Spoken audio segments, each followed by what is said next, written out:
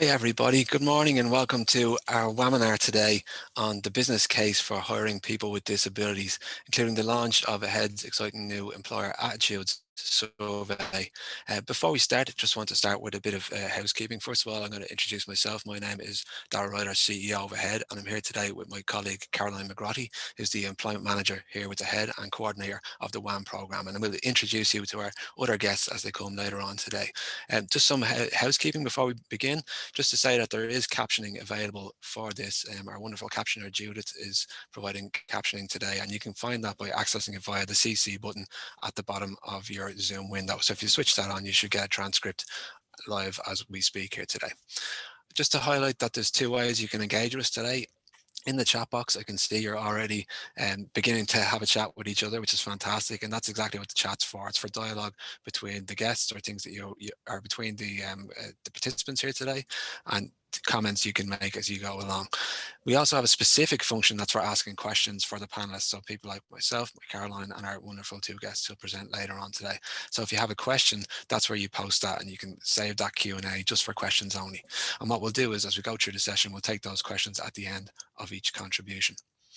And just to say, if you are a social media user, that the hashtag today is WAMinar. That's because Ahead's WAM program hosts this. So it's hashtag WAMINAR.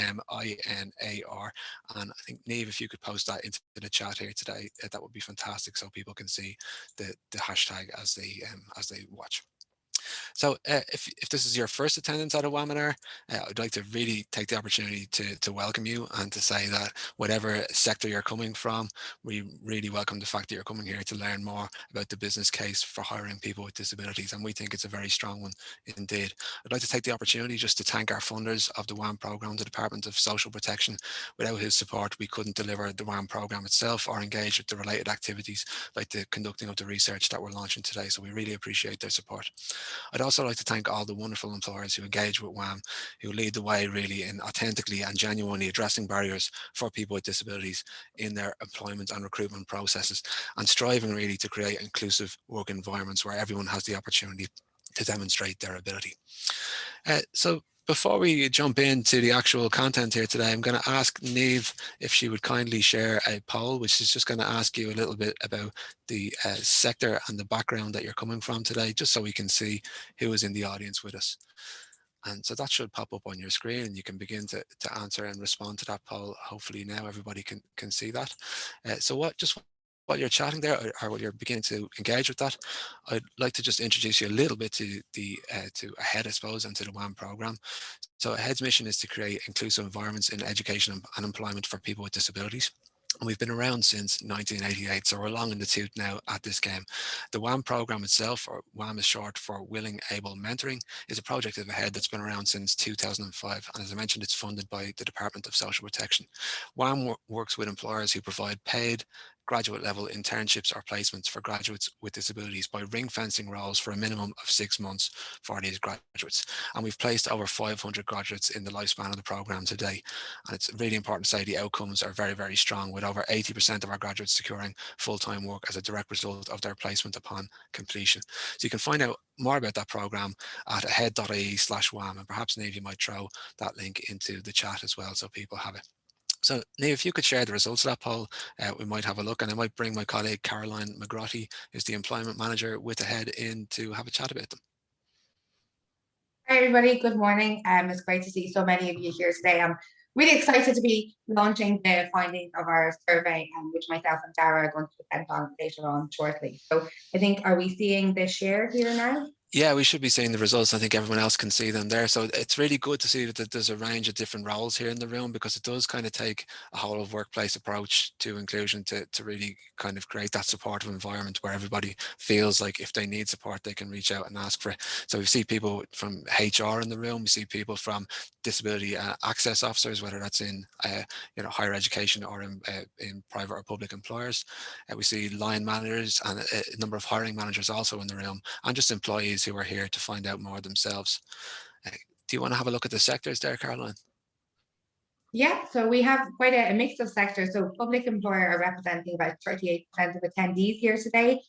Private employers represent 16%. We have 10% from higher education, 1% from further ed, and 26% from not-for-profit or NGOs, and the other is about 9%. So I think, like ourselves, as an NGO, we're always really interested to see other organisations, NGOs research, because obviously it affects not just ahead, but it affects other people with disabilities, their organisations as well. So it's great to see such a diverse range of audience in the room here today. I wish I could see all, but I can't.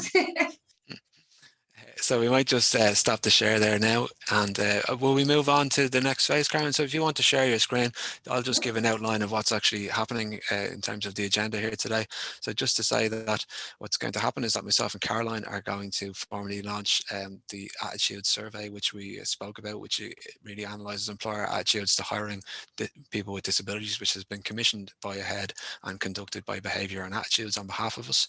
Then we're going to speak with Noel Joyce, who is really going to talk about the personal experience of his personal experience as a graduate and an entrepreneur with a disability, and really highlight why he thinks graduates with disabilities can add value to the organisation. And then we're going to move and talk to Alan Wright, who works for Bank of Ireland, and Alan is a very close collaborator with a head through the engagement between a head and the WAM programme, or sorry, Bank of Ireland and the WAM programme, I should say. So we might start, Caroline, and get on to the launch of the survey. I will. So there is a lot of information here, but there is a full report on our website, which has a lot more information, and there's also a really cool infographic that you can use and take back to your organisation. So I suppose in terms of the survey and our objectives and the methodology, I think it's quite important to kind of establish that. So as Dara mentioned, we did actually do a survey commissioned by MRBI back in 2008 with over 300 businesses that had more than 20 employees. I suppose we wanted to kind of look at this and see, has anything changed really? So you'll see in the presentation that I will be referencing some comparison statistics from 2008 and from 2021. Our kind of survey, we conducted it in, I suppose, for a period of 5 weeks between February and April. And a total of 256 businesses of more than 20 employees participated in the survey. It was a mixed methods kind of survey, so both a telephone interview and an online survey.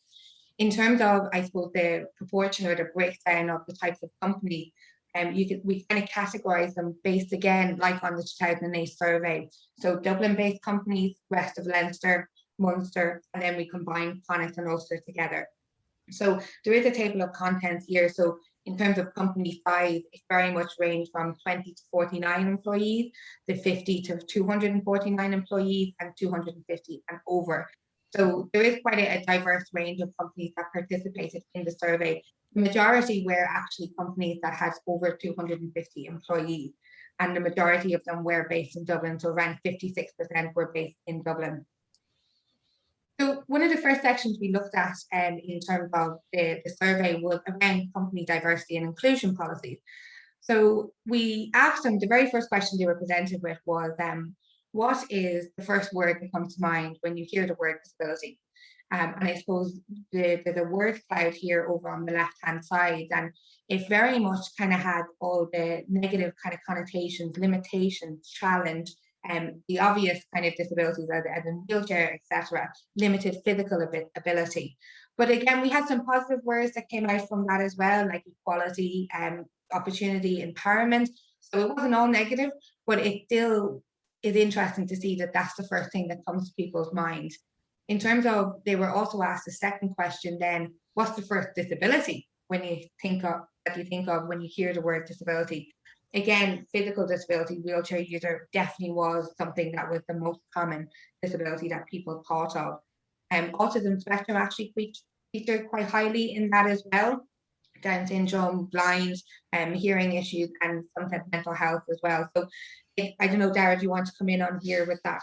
Yeah, I mean, I think what this, I suppose, tells us is that there's still a lot of misconceptions around disability there, and there's still very much a big link in people's minds between disability and physical disability, rather than the full range of disability that exists. I'll give you an example from higher education.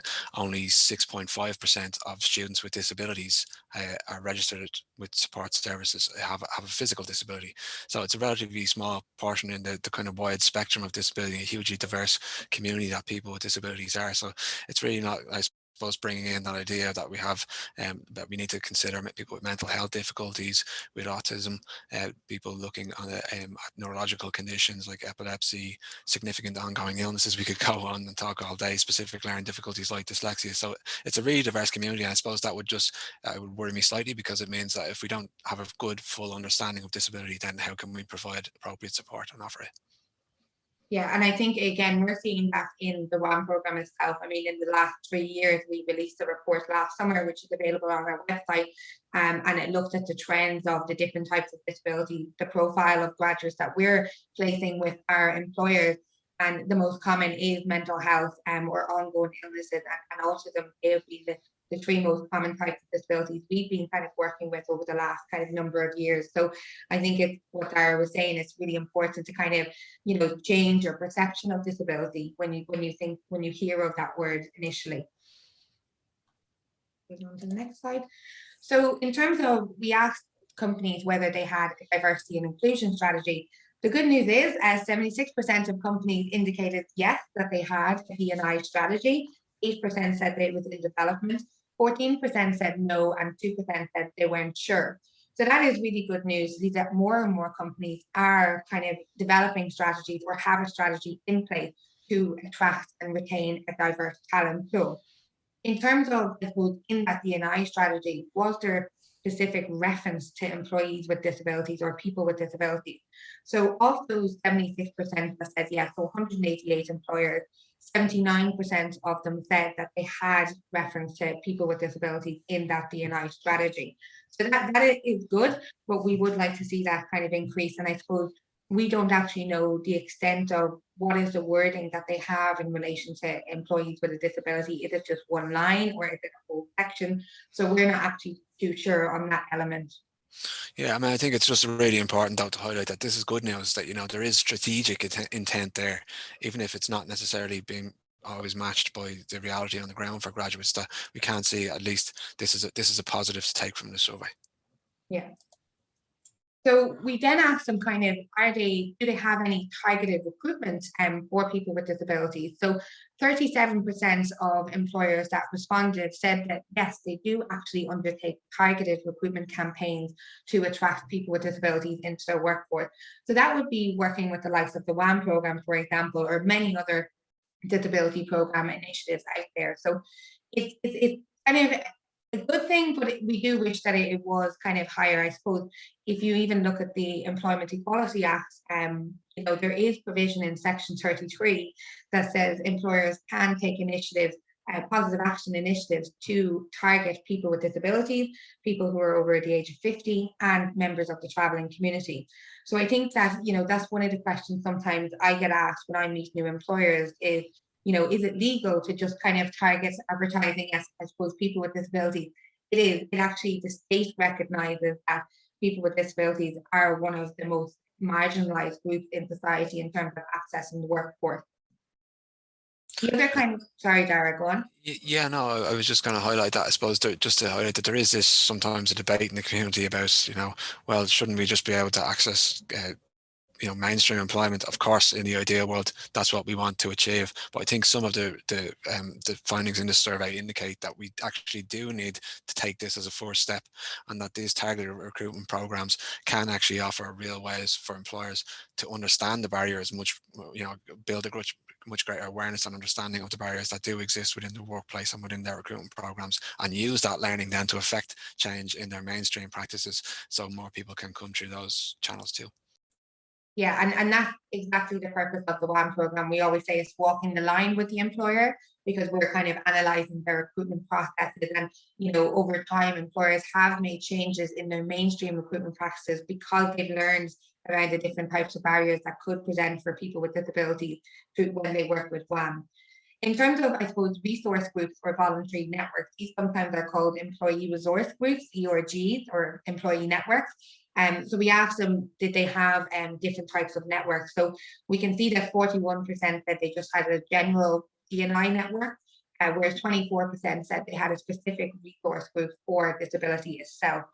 So that's a positive thing. I remember kind of going back nearly 9 years ago, in 2012, when I started working for a head, you know, it wasn't that common to have an employee network that looked at disability and creating awareness and all that. So it's really positive to see more and more networks being established, because I definitely do think it does promote that you're positive to disability as an employer.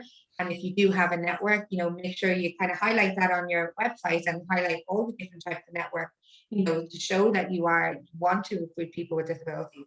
Yeah, I think as well, I mean, what we've seen from our own work in WAM, and you'll learn more about later today, actually, when you hear from Bank of Ireland, is that when these networks are created, first of all, it sends a really positive message to all of the people who are already currently in the workplace who maybe haven't disclosed yet. It sends a positive message to them to say, if you do need support, that this is an organisation that's open to doing so.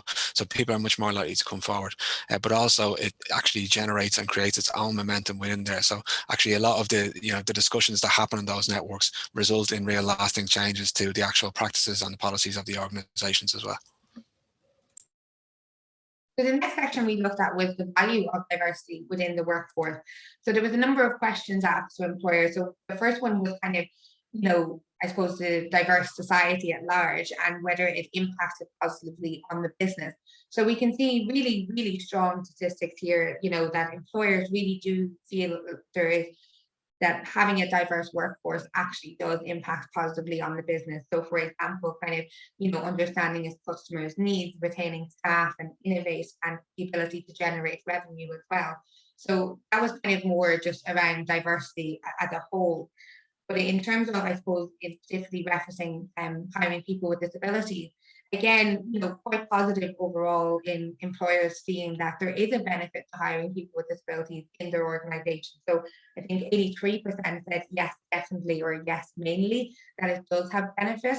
And again, kind of quite a large proportion said it was a moral obligation and it was important to help the business innovate. And I think the legal obligation kind of maybe caught employers off guard. So I know, Dara, you kind of want to come in on there around that. Yeah, I mean, I suppose there is some context to give around that stat, because it's obviously not a legal obligation for every employer to hire people with disability. Rather, it's a legal obligation not to discriminate. So that's I suppose where the context and nuance is there. But I think, look, this is a really good news story and a really interesting stat from this is that piece around now we are seeing that employers actually understand the value of people with disabilities in helping them to innovate. I think that's taken a long time for that penny to drop, but it's really beginning to drop, and we're beginning to see that both in the diversity statistics that are very strong and in the statistics here on this slide. In terms of, I suppose, the numbers of staff with disabilities in the organisation, so there is a comparison here from the last survey conducted in 2008. So that was with 300 employers, and 25% of them said that they were aware of having staff members with a disability in their organisation. And we can see that figure has actually jumped right up to nearly 70%. So, I mean, it is good, I suppose, that there is more awareness of having staff members with a disability. But again, I suppose, you know, being reflective of society, I suppose with the census, you know, kind of 13% of the population have a disability. So we would expect, I suppose, that companies would all have members, I suppose, staff members with a disability working for them. Yeah, I think sometimes, like, just to give you some context from higher education and to kind of give you a sense that, listen, there are lots and lots of quality, talented, disabled graduates in the jobs market, that 1 in 8 in higher education of new entrants actually self-identify as having a disability.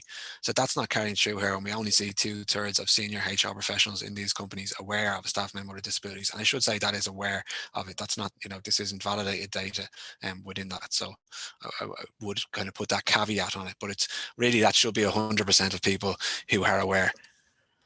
And I think, Dara, might tie back into that whole visible or invisible disabilities as well, you know. I suppose, you know, people who have ongoing illnesses, for example, epilepsy, you know, you can't see that, you know, usually they just walk around and kind of talk like everyone else. So I suppose it's that kind of misconception that's feeding into that as well a little bit, I think. Yeah, it is. And I suppose the one thing I'd say is that, like, what it means is that if companies, senior HR professionals in some of these very large companies aren't aware, then they maybe need to reflect on how they can create a much more supportive environment and a positive environment for disclosure, where graduates can feel much more comfortable that the disclosure will be treated with the sensitivity it deserves, and that, you know, it'll be supported. And maybe we can talk about that later, because I know there is a specific I think data we're on it. coming right into that now, Dara, around recruitment. So in terms of this, was looking at the whole area of recruitment. So 3/4 of employers said that they have interviewed someone with a disability. So that's 76% there. We actually asked them, you know, were they aware of interviewing, I suppose, specific types of disability, and to say yes or no in regards to that. So I suppose 52% said physical disabilities, 42% said speech and language.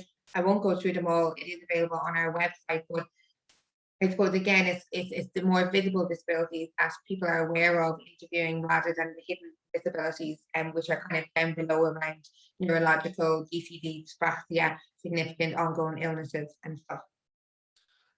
Yeah, that's you can move along there, Caroline. But just a couple of things coming up in the chat, just to say that that there will be, Michelle has asked about for recording with transcript can be sent. So a closed captioned recording will be available after the event. It'll take us a little bit of time to get those captions set, but once they're there, everyone will be emailed for the availability of that. So that's absolutely coming down the track. Apologies, I should have mentioned that. And just to say, if there is any questions, I see some people raising hands there. So the way we're actually taking questions today is via the Q&A box. So if you do have questions, please drop them in there. I can see one or two are already doing so. We'll take them at the end. Perfect, thanks, Sarah. So in terms of disclosure, companies still, I suppose in 2008, we asked the question around, you know, is it the graduate's responsibility to disclose during the recruitment process? And I suppose 73% in 2008 says yes, and that's kind of changed to 52% nowadays. But companies still want disclosure, I suppose, prior to a job offer. I mean, we can see the first chart there that the majority of employers do want disclosure prior to offering a job. So I think, you know, as Dara mentioned, the disclosure is quite a sensitive topic for a lot of people. And I suppose, you know, companies have to ensure that they understand that process as well of when a person decides to disclose and why would they disclose. And in terms of our next kind of things here, is we ask them, are you aware of your company being proactive in offering that disclosure opportunity during the recruitment process? So only 54% said yes, they are. They feel that their company is proactive in asking for disclosure. But if you look at the last slide, you know, they're expecting full disclosure before the job offer. So there's a bit of a disconnect here, where if you're not proactively offering it, how do you expect someone to kind of, you know, disclose for you? And I think we asked them, you know, do you think it's a breach of trust if a graduate with a disability doesn't disclose their disabilities to the employer? And 45% said yes, it is a breach of trust. So I know me and Dara kind of were looking at this kind of going, wow, you know, this is kind of, I suppose for me as a person with a disability, I find that quite shocking. But yeah, Dara, I think you have more to say on this. Yeah, I mean, I think it just highlights to me that we have a bit of a way to go on the education piece on this. I mean, the disclosure for graduates with disabilities is such a delicate process. You know, you have to take into account that people may have experienced, you know, discriminative assumptions made about their ability to do jobs. You know, so there's a lot of reasons, good solid reasons, why people would choose not to disclose their disability. So I think it's important that employers understand that. And actually, when graduates come into that process, what they're really doing is making a cost benefit analysis of what will be the result. So they're saying, okay, how much support do I need? You know, am I likely to get the right reaction if I do disclose it? And in deciding that, they're picking up the signals from the employer. So the signals in the communication, the signals on the website, the signals whether if they're in employment from their managers, and so forth. So I think that's really important. And I don't know, Caroline, I think you wanted to chip in maybe on your own personal experience of this. Yeah, some of you may have heard me say this before in training sessions I might have done to you, but you know, even when I was going for this job in a head a long time ago, like for those who don't know me, that I am deaf and I'm fluent in sign language, so I'm bilingual. And you know, from time to time I do need a sign language interpreter. But when I was going for the interview, usually what I do is, you know, they invite me to the interview and, you know, they ask, do I require any accommodation? what I do, I don't really want an interpreter there because I can get by in some situations. So what I do, I ask them how many people are going to be interviewing me, because that will indicate to me if there's two people, okay, so it's two accents I need to figure out. The room is probably going to be a little bit smaller, but if there's 4 or 5 people, I'm probably going to struggle a little bit. And I probably will disclose at that point saying I need a sign language interpreter. But again, if that's the decision that I take, it's the process I take. And, I'm lucky that I suppose the head or disability organization that I know wouldn't have been an issue if I told them I needed a sign language interpreter. But I don't know what with the mainstream companies who had no awareness of sign language interpreters or being deaf was. I don't know what their reaction might have been if I disclosed straight off the bat. So it is quite a personal decision that people have to make. Conscious of time, Caroline, so we might move on. But just to say to everyone, if you do want your chat messages to be seen by all people, just make sure when you're actually typing into the chat, the little box above says all panelists and attendees, because otherwise it will just come directly to us. Perfect. So in terms of reasonable accommodation, then over 3/4 of employers believe that they understand the term reasonable accommodation when it comes to employment. So it's a slight increase on, I suppose, 2008. But I suppose we actually go further into, I suppose, the different types of reasonable accommodations that were offered to, I suppose, graduates during the recruitment process. So there are a few different kind of bar charts here where employers kind of indicated that they have offered these types of reasonable accommodations in the past. And so it would have been yes, no, don't know, or not applicable if that kind of element of the interview was not for them. So we can see it kind of, the majority kind of offer extra time. So 46% offer extra time to complete the interview. I suppose one of the ones I wanted to highlight here was around the waiver from group assessment or the waiver from psychometric testing. I suppose in the WAM program ourselves, we've seen more and more companies do these type of testing, and they do have a purpose in mainstream recruitment where you're dealing with thousands of applications, and I suppose you want to whittle down the numbers to kind of 300 instead of 1,300, and doing that online testing might be the quickest way to narrow down the pool. But for someone with a disability, particularly if it's a language processing disabilities such as dyslexia, dyspraxia, or even if you use sign language, or if you are autistic, those psychometric tests can be a barrier, and you may not be able to even get past that barrier, even with extra time. So in some cases, employers do need to waive those tests if a person discloses to you that they wish for that to be waived. So I think this one is really important to kind of highlight the different types of reasonable accommodation that could be facilitated during the recruitment process. So in terms of, I suppose, workplace accommodations, so when they're in the workplace and what types of reasonable accommodations would be considered reasonable. So we gave them a whole list of, I suppose we kind of do these reasonable accommodations when we do our needs assessment with graduates starting work with a WAM employer. They would be quite common that we would recommend to the employer and what we would consider to be reasonable. So for example, employers kind of here kind of indicated where they thought it was reasonable. And for the most part, they do. But I think I kind of really wanted to highlight around the medical time off for medical appointments.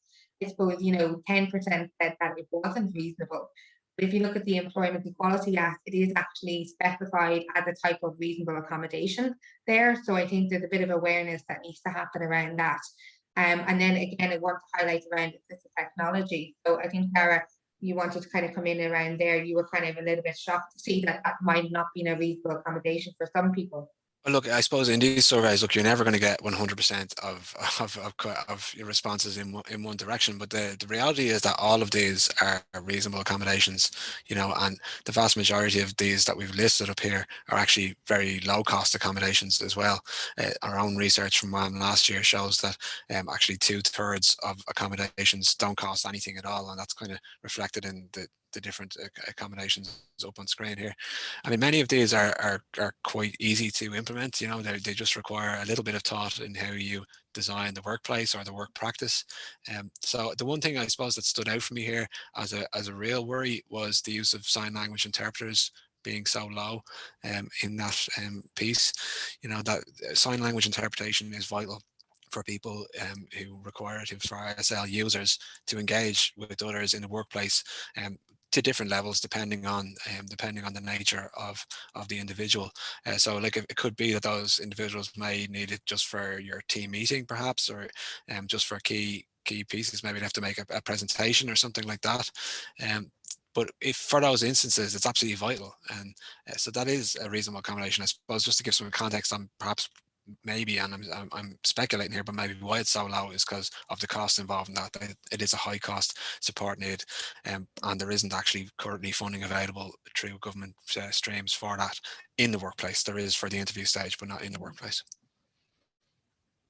And I think that actually ties right into, I suppose, the Reasonable Accommodation Fund. So the Department of Social Protection actually have a number of funding initiatives to kind of promote the employment of people with disabilities in general and current employees. So it's called the Reasonable Accommodation Fund, and there's the wage subsidy scheme as well attached to that.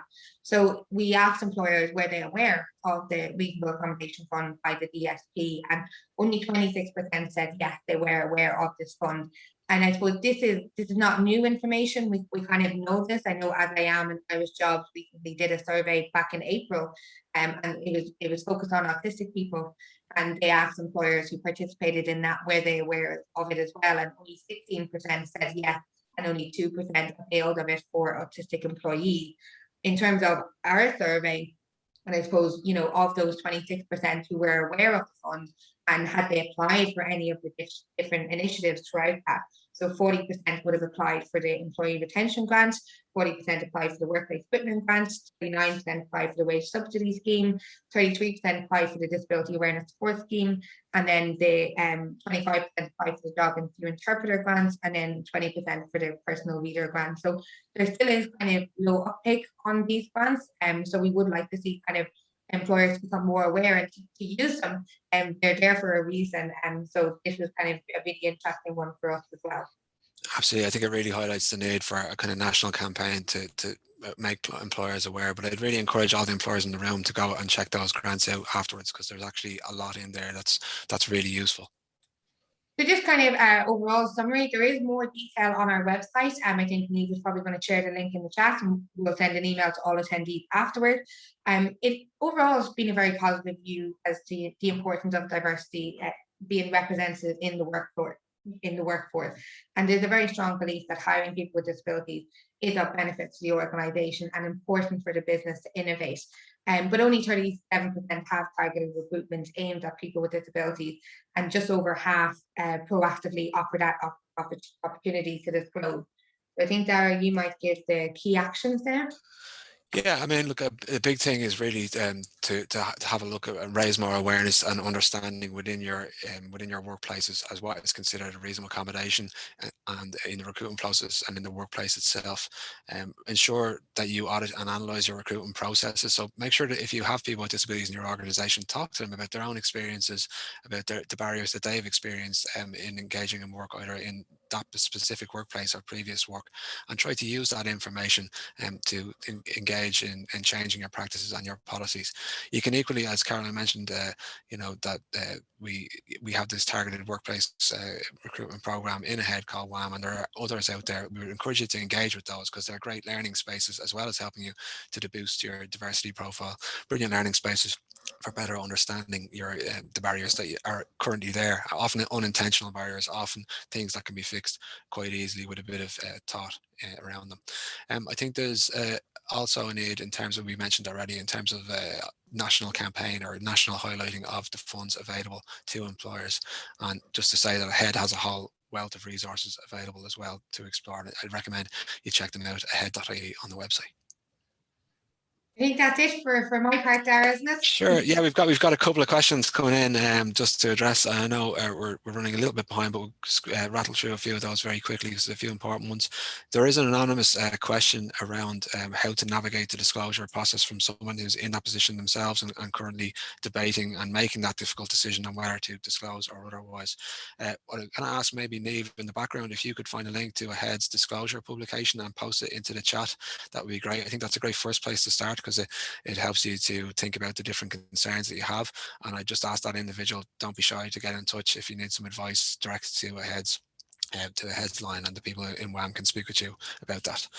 I think as well, our colleague Hannah Kelly is the Get Ahead coordinator, and she would often do disclosure kind of workshops with higher education institutions, but she also kind of covers the topic in different twice workshops that she runs throughout the year. So the next one is actually on I think it's the 16th of June, in 2 weeks' time. So she will kind of cover a little bit about disclosure in that, so that might be worth attending. Absolutely. So just to say, Claire's asked, in your experience, are employers embracing universal design and ensuring the physical and online environment is suitable for all? Caroline, you might have views on this. I think some employers are much better than others, and some are much more, I suppose, aware of it than others and are making much more proactive steps. I suppose a lot of the employers now are in much more modern office buildings, which is by itself a start. But I think there's still a long way to go on that, Claire. I think the understanding of what universal design means in a work context probably isn't very strong as it stands. What do you think, Caroline? Is that fair to say from your perspective, or do you have something different? Yeah, I definitely think universal design when it comes to buildings and the built environment has definitely come to the fore. It is very much part of, I suppose, when offices are looking to relocate. But in terms of universal design, because it mentioned the online environment, so I still think there's a lot of learning to do around making the online environment accessible. So making sure your documentation is, tagged correctly, has the correct heading format, and so that people using screen readers can follow it quite easily, using alt text on images that you're putting on the company's website for branding, putting subtitles on your videos for promo for grad program. That still is not being done as much. So I would like to see more companies looking at their promo materials and training materials and making them accessible. So Claire's asked, in terms of what they're discussing in the report, what would you say to an employer who turned down someone because of being able to do phone work? She's encountered this experience herself at interviews, and it's quite frustrating. So what do you think? Is that a reasonable accommodation? Depends if it's a core competency of the job, and I suppose it's required. So for example, if it's a role, because sometimes in WAM we do advertise roles that are phone-based roles, so it's a customer support role and it is done on the phone, and it's about 70% of the job. So I suppose it wouldn't be reasonable to expect to change the whole job, because it's quite a substantial part of the job. It's the core requirement. However, if it's just you're using the phone to communicate with colleagues or something, that can be done via email. So I think it's important for employers when they put in excellent telephone skills is actually is it a requirement for them to have telephone skills? Like why do they need to be on the telephone? So I think it's important for employers to really analyze that. Yeah, and a lot of that is really about good practice generally in recruitment, in terms of really understanding the competencies of the role and making sure they are clearly expressed, rather than, I suppose, adding extraneous information that is actually more an interpretation of the competencies, in one way, rather than maybe this could be done in a different way. Yeah. So what we might do, there's a few more. So that are coming up. In particular, we have one saying, what is your advice to students who are going on placement and have a disability? Do they disclose or not? And if yes, when is the best time to disclose, in your opinion? So I think that's in relation to work placements as a part of the higher education experience. Funny enough, Paula, tomorrow actually the head is beginning the reasonable accommodations and professional placements project, the first steering group meeting of this project, to analyse those barriers and have a look. And another piece of work we're doing later this year is to provide guidance for career placement officers in kind of navigating the placement process. What I'd say is there's no right or wrong answer with regard to disclosure. A lot of it is context dependent. So I would advise that maybe if you're interested in this, again, to read the disclosure manual on the head website that's posted in the chat there as a starting point, and then maybe attend some of the disclosure workshops and activities that head might run as well. We have one or two questions more in the chat, but I'm just conscious of time, so what we might do is keep those till the very end of the session and circle back around, if that's okay with everybody. So I'm going to